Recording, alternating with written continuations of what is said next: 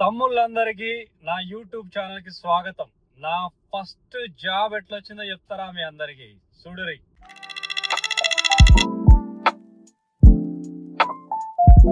ఇది నా ఛానల్ రోజుల తర్వాత నా ఫస్ట్ వీడియో యూట్యూబ్ లా తెలుగులా. యూకేలా నాకు జాబ్ ఎట్లా వచ్చింది చెప్తా ఇనోరి. రైట్, మనది బేసిక్ గా తెలుగు మీడియం బ్యాచ్. ఏడా ఇండియాలో తెలుగు మీడియం నుంచి ఇంటర్ వచ్చినాక ఇంగ్లీష్ మీడియం కన్వర్ట్ అయినాం. బీటెక్ లా బ్యాక్గ్రౌండ్ ఇస్తున్నా జరంతా, మీకు తెలియాలి కదా నాకు నా సంగతి ఏంది అనేది.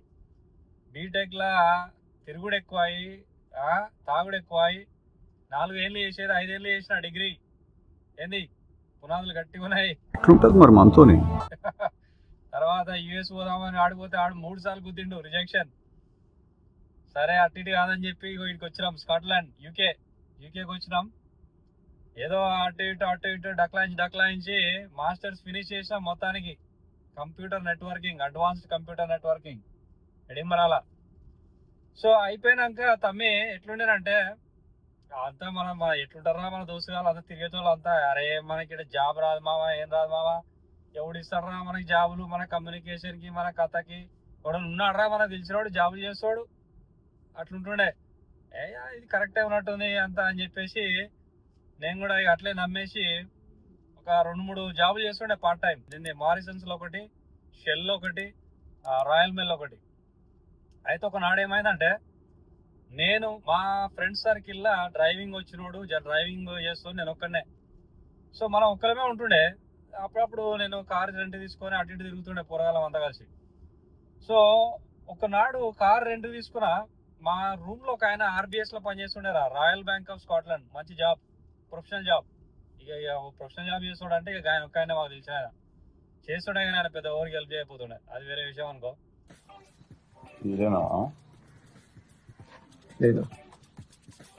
సరే ఎనీవే, ఒకనాడు ఏం చేసాడంటే నేను కార్ రెంట్ తీసుకున్నా. జై నువ్వు కారు ఉంది కదా నీ దగ్గర? నేను అప్పుడే లేచిన రూమ్లో, అప్పుడే లేచి ఇట్లా జర బ్రష్ చేసుకుందామని చూస్తున్నా. నీ దగ్గర కారు ఉంది కదా, ఒకసారి నన్ను మా ఆఫీస్ దగ్గర డ్రాప్ చేయదు పా అన్నాడు. బ్రో ఏంది, సరే బ్రో పోదాం పా అని చెప్పి పోయినాం. అట్లే పోయినా ఆఫీస్ దగ్గర పోయినాక, అరే లోపల రారా అన్నాడు. ఏంది బ్రో, నేను నైట్ ప్యాంట్ వేసుకొని ఉన్నా, చెప్పులు వేసుకొని ఉన్నా, గీరాన్ని గీ వేసాను, లోపలికి వస్తా బ్రో అంటే, ఏం కాదు రావా ఓడేమని అన్నాడు. సరే పోయినా లోపలికి. ఈ ఆర్బిఎస్లో ఎట్లుంటుంది అంటే హెడ్ క్వార్టర్స్ ఇది గోగర్బన్, ఒక 5-6 వేల మంది పనిచేస్తారు ఆడ. అది తెలిసి ఒక 200-300 ఎకరాలు ఉంటుంది క్యాంపస్. ఓ పెద్ద బిల్డింగ్ రా నాయన. ఆ బిల్డింగ్ లో దాంట్లోనే ఒక సూపర్ మార్కెట్, ఒక బుక్ స్టోరు, ఒక లోపల బ్యాంకు, ఇవన్నీ కథ. పోతప్పుడు 10 నిమిషాల సెక్యూరిటీ ఉండే. సెక్యూరిటీ అయిపోయింది, లోపల పోయినాం. లోపల పోయినాక ఆయన ఏమన్నాడు అంటే, అరే నువ్వు ఇక్కడ కూర్చో, నేను మా టీం లీడర్ చెప్పొస్తా అన్నాడు. కూర్చున్నారా? కూర్చుంటే ఎట్లా అయిందంటే ఆడ కూర్చున్నా, పుత్తగానే 9 అవుతుంది. తమ్మి అందరు వస్తుర్రు, అందరు ఇట్లా టిక్ టాక్ అనుకుంటూ వస్తుర్రా. మంచి షూ వేసుకొని, సూట్ వేసుకొని, బూట్ వేసుకొని కథ నాకు వస్తారు. ఆ సౌండ్ నాకు ఇప్పటికైనా పడుతుంది. 15-16 ఏళ్ళు అవుతుంది, 15 ఏళ్ళు అవుతుంది, ఇప్పటికైనా పడుతుంది.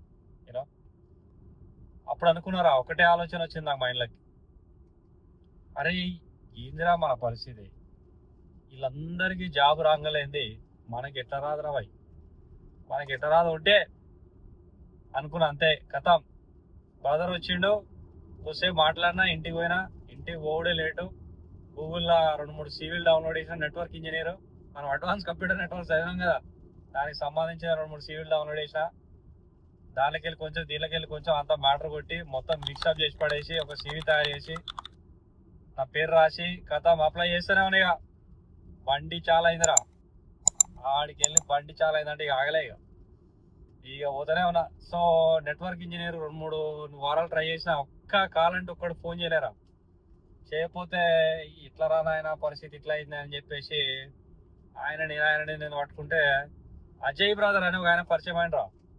అజయ్ బ్రదర్ ఒక్క ఆయన ఈ ఐటీలో నెట్వర్కింగ్లో చేస్తుడు అని తెలిసింది నాకు ముచ్చట.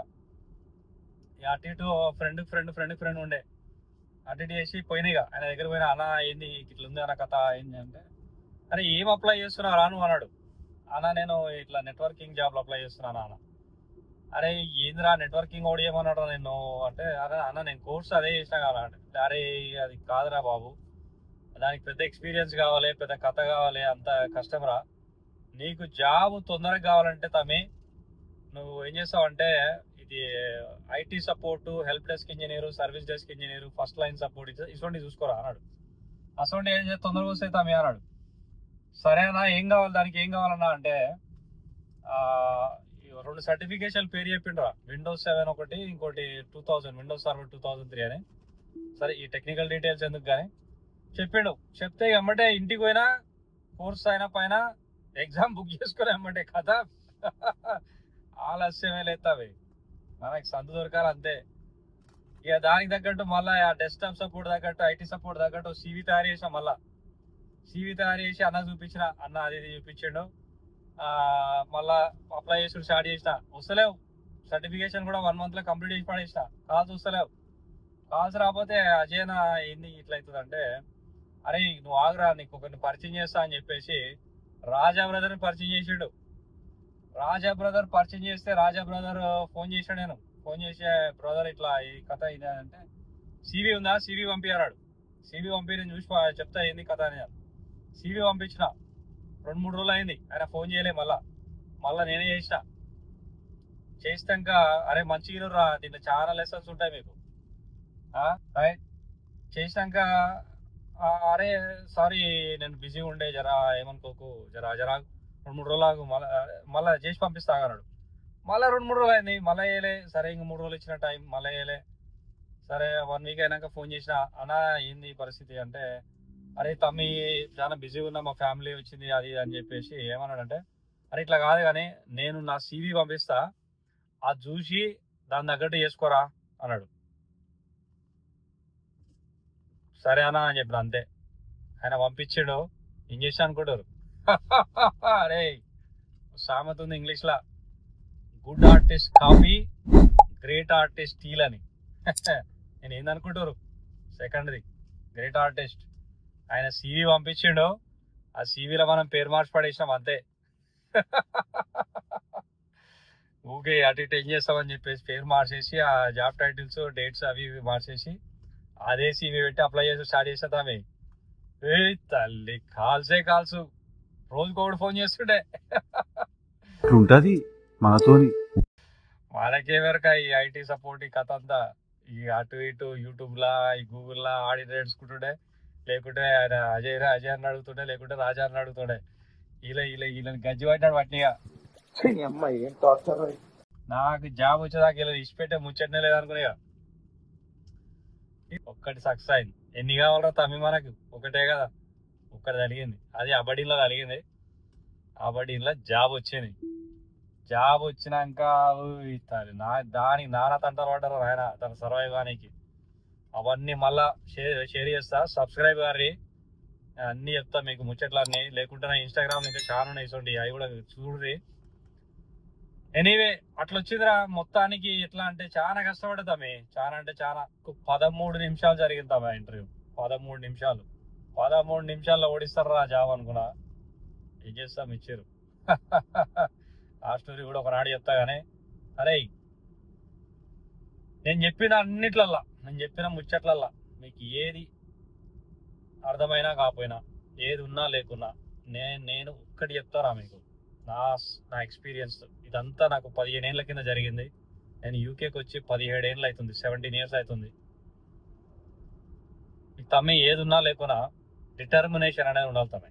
మీకు స్కిల్స్ ఉన్నా, ఎక్స్పీరియన్స్ ఉన్నా లేకున్నా, ఏదైనా లేకున్నా డిటర్మినేషన్, తపన అనేది ఉండాలి తమ్మి. తెచ్చుకోవాలి, సాధించాలి అనే గట్టి తపన, పట్టుదల, కృషి ఉంటే తమే నువ్వు ఏది ఉన్నా లేకున్నా సాధిస్తావు అంతే. ఫాలో గారి దీంట్లో కూడా మళ్ళీ ఒక్కొక్క టాపిక్, ఒక్కొక్క ఇంటర్వ్యూ, ఒక్కొక్క క్వశ్చన్ అన్నీ మీకు థియరీకి ఎక్స్ప్లెయిన్ చేస్తాం. నన్ను సబ్స్క్రైబ్ చేసుకోరి, మీ దోస్తులు ఎవరైనా ఉంటే చెప్పురి. యా రైట్ తమే, ఆల్ ది బెస్ట్.